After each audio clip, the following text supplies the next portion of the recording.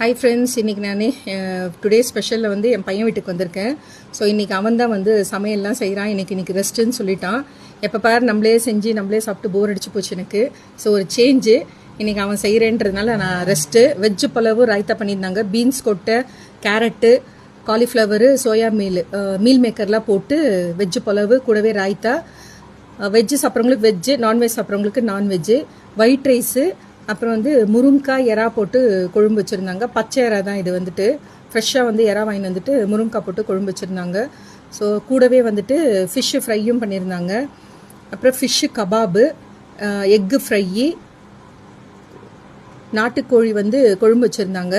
So அது வந்து நாங்கள் ஸ்கின் எல்லாம் ரிமூவ் பண்ணிட்டோம். ஏன்னா நிறைய ஆயிலியாக வரும்னு சொல்லிட்டு அதெல்லாம் எடுத்துட்டு அந்த ஸ்கின்னை ரிமூவ் பண்ணிவிட்டு அப்படியே வந்து நாட்டுக்கோழி குழம்பு வச்சுருந்தோம். எனக்கு ரொம்ப பிடிக்கும் நாட்டுக்கோழி குழம்பு.